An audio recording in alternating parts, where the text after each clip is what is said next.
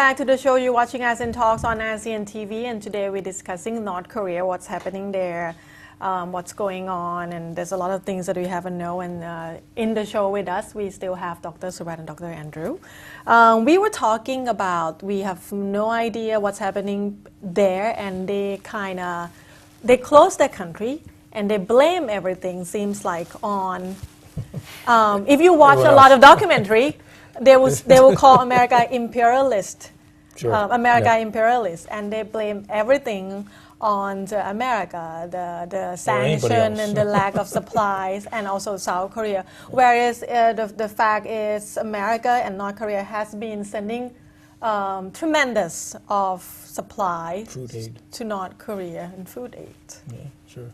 It's interesting because most of what when I was listening to Dr. Surat a few minutes ago, and just the abuses, especially human rights abuses, and what it kind of reminds me of something Churchill said many years ago, and this was before the end of the Second World War, so we're talking quite a long time ago. But he said democracy is the worst system except for all the others, and I mean it's actually it's comical in a way if you look at it, because we look at our democratic countries and we see problems everywhere. Yeah. You look at Thailand, we have issues with the red shirts and the yellow shirts and some of the Shinawat family and the corruption and so on. People with different opinions and ideology. And you look at the U.S. and we've had one of the worst abuses in the probably the last 100 years when what happened on Wall Street basically sanctioned theft, really, if you look at it. But with all of that, I mean, Churchill's point is obviously more valid probably today than it was when he said it.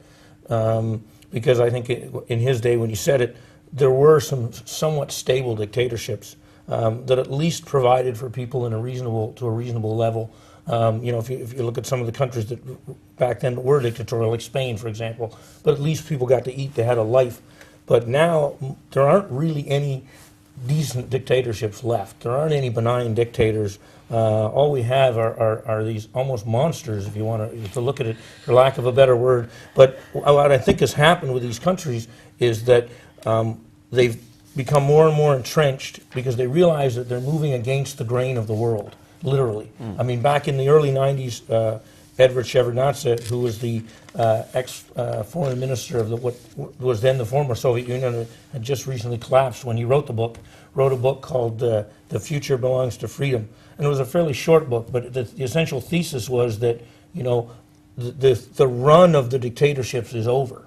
And they can't continue to go on. And if you look at the Arab Spring, if you look at even Burma is opening up right now, is that North Korea is very much against the tide of history. Mm-hmm. And there's really only two things you can do when you're against the tide of history.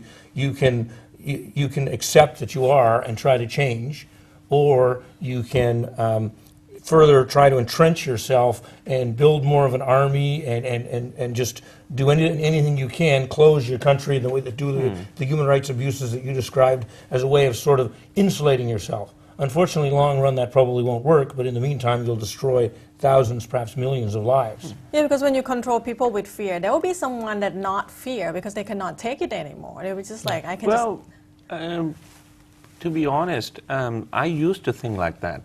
But the main problem is that when people are fearful, coupled with when they are hungry, it's very hard for them to go and fight against dictator as well. And that's why in North Korea, we are seeing a number of people trying to, not to fight against, but trying to move out. Right. And those who try to fight are locked up in political camps, labor camp, because when you have this kind of closed system, you rely on the economic system of your own people by making them work over hours, labeling them as political prisoners or whatsoever. You don't function like normal countries that collect taxes from other people and run the whole country like that. And that's abduction came in.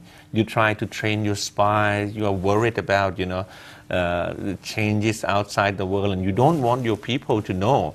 And honestly, if you go to various kinds of books that publish about the Kim Il-sung death in 1994, and even Kim Jong-il's death recently, a number of scholars, serious scholars, believe that people are crying on the street because of fear. they have to cry. Yeah, you Right. can see how fake it was in the newspaper. No, I mean, you look at it. it's just, how many percentage you think there will be people that really cry because they really I think the sad thousand of the- generals well, maybe. That's about it. with the loss of the leader. How many he has already killed with famine?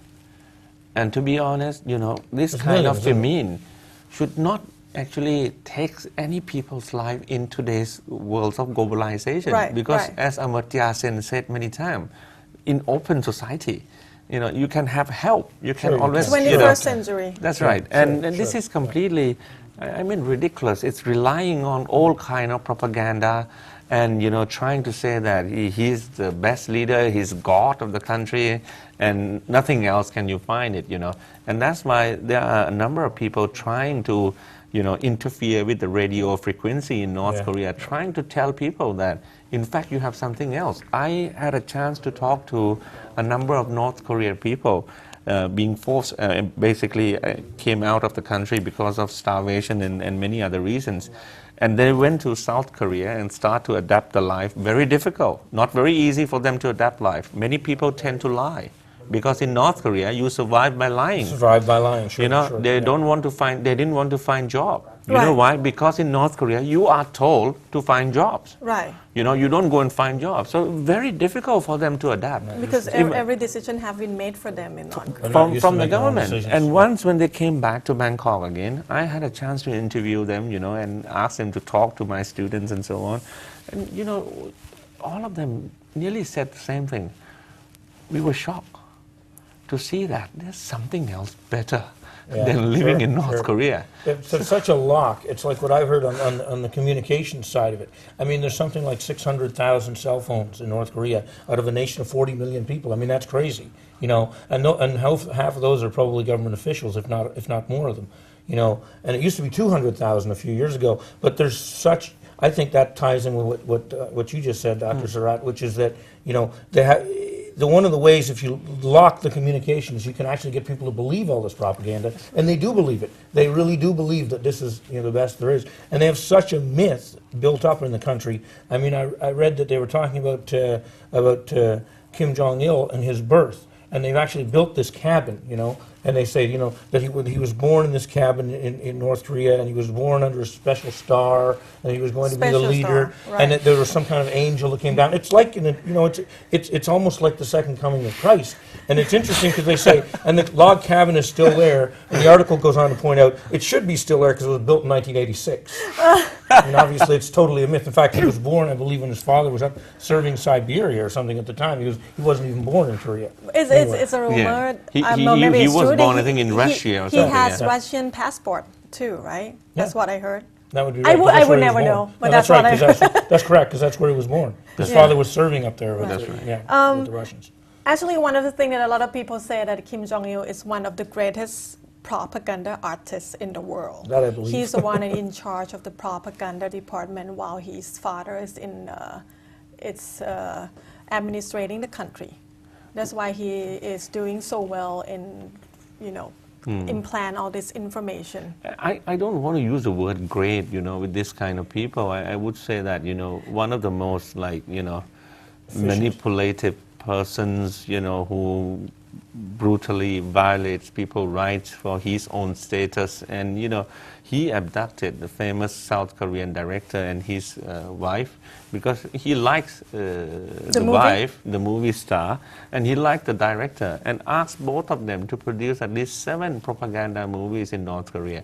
They both eventually migrated, to the Western countries eventually because they were allowed to go to a film festival at that time in Vienna. And they could run away, and they were Did giving. they produce when he they asked them? produced. They did it. They Yeah, didn't have a because choice, of course. they have no choice, Yeah. And I mean, these kind of, for example, what I learned from Japan's seminar on North Korea 2 years back was that when he wanted mathematics teacher, when he wanted, surgeons, doctors and medical staff, he just abducted them. Oh, That's convenient. That's you see. They want somebody to just kidnap them. That's convenient. Just kidnap them. This is not the way. And how many Japanese people have been kidnapped, abducted by him, you know? And go back to about accusing American of imperialism, you know. I myself have also mentioned that American has trying to do something called imperialism, you know, Right. trying to eclipse other people and so on. But again, criticizing them, Right. criticizing United States of America is you are allowed to do that. Right. You know, you can do it because we live in a free country. But to dominate your own people and to violate their rights, to make them starve to death, you know, there's no excuse of joining that blame that on together. the Americans, isn't it? You cannot blame that, you know. Talking about abduction, I think that's probably part of the reason why a lot of country leaders sound more like relief due to the death of Kim Jong-il. I think there's some relief. I think people feel that it, you know, like you said, They hope that it's going to be better with the next because we don't know, but it could be. Well, if you see the reaction from international community, I would divide them into two categories. The first one is of China, Russia, or those allies with, you know, North Korea, saying that, you know, we lost a good friend, blah, blah, blah, blah. Okay, we can understand That's that. what they gotta say, but, almost. Yeah, but then those people, I mean, like countries like Australia, countries like United States of America, they did not express the sadness about his death, but rather the message is evolving around, you know, saying that we have to be careful now, what steps should we take, you know, and The how do we see stability that of and the- so on. So right. it reflects those who have information in hand, you know, understand that, who do, and importantly, we do not like the way United States is eclipsing the world war whatsoever. Right. That does not allow us to come and beat, you know, the hell out of our own people. Right. That's Yeah. not Right. that's not an Because That's not most the of way the to do problems it. are domestic. That's I mean, right. You can't, you know, it's not like blaming somebody because they're a bad trade partner. Or, you know, I mean, it's yeah, I mean, it's completely irrelevant. There's Japanese academics said that there's a chance that Kim Jong-un will be in power not more than 3 years because of his inexperience, and he probably going to be controlled or advised by his uncle-in-law, Jang Son-tak. Maybe I Son-tak, yeah. call his name wrong. Jung Song-tak, yeah. We don't really hear much about them either. Well, I think they're probably, you know, like, again, the power structure is totally under the radar. It's not really even known. I mean, even in the time of Kim Jong-il, I don't think we really knew who exercised power. What I've heard, and this is only what I've heard or read, and it may or may not be correct, is that they say that there's about 1,000 generals in North Korea that have all of the power, and then out of that, there's maybe 15 or 20 or 30 that sort of hold the hammerlock on power. But we don't. Again, that's something. Even that's speculation. I read that in an article of analysis in a U.S. paper. But that's really speculation, isn't it? We don't actually know. The oldest son of Kim Jong-il, I believe his name is Kim Jong-nam. He said something to the British media that his father actually not really support of transfer the authority from generation to generation, which He fell out of favor when he went to Disneyland or something. That's right. is it? I mean, all this sound like a joke. Is it like how can we tell is anything is a fact? Well, the thing is The that Disneyland thing, or that's a fact because we can see that from also Japanese sides of evidence as well. We can also see evidence from South Korea side and so on. So there are certain things that we can say is about North Korea, but again, not everything that we would know about Right. it. And of course, that's why the first one is about the Disney episode, so he took him out. And the second one is because he doesn't prove to be showing manliness, you know, enough. Right. So that's why I come to Kim Jong-un. And that's related to your question. When he was selected, you know, it was around 2008, 2009. It's only a couple years back. Couples of years, you know, and only he has a resemblance of his grandfather. Other than that, he doesn't have any kind of experience directly on that. So that's also a very, very important point that you have raised, how much can he control as such, you know. But right now, we are seeing that there's quite a kind of one voice going towards him, you know, and you can see all the shows and everything. But this depends as well. If the situation, especially economic condition, if it gets worse and this international community plays more roles in there and so on, then there might be something for a change, you know. But otherwise, it's very, very, very difficult, because when he was educated in Switzerland, we have also now known also that he mostly, you know, spends time with ambassadors there. Right, right. So during holidays also, you know. Right. Didn't he say something at one point, a couple of years, I might be wrong, but a couple of years ago, he actually kind of said something that he'd like to see the country opened up a little bit more or something like that. It wasn't really a strong statement, but it was a little bit, and I'm sure that his dad wasn't exactly fond of that statement either. But I'm not sure about Okay. that. Not I sure guess about I that. think there will be a lot more to see about this new leader of North Korea, which they don't call leader, they call the great successor. great That's right. successor. That will be Hopefully, really interesting. Maybe the great failure, we And- don't know yet. And hopefully they name some flowers after him as well, because they Okay. like to name flowers after But a lot of leaders. people seem to be really positive about this changing, and I guess it cannot be worse. I hope hope not. it cannot We be hope any not. worse, and everybody hopes it's going to be better. Well, that's all the time we have. Thank you very much, both of you, to sit in today in the show, and I think we have really fun discussion today about North Korea.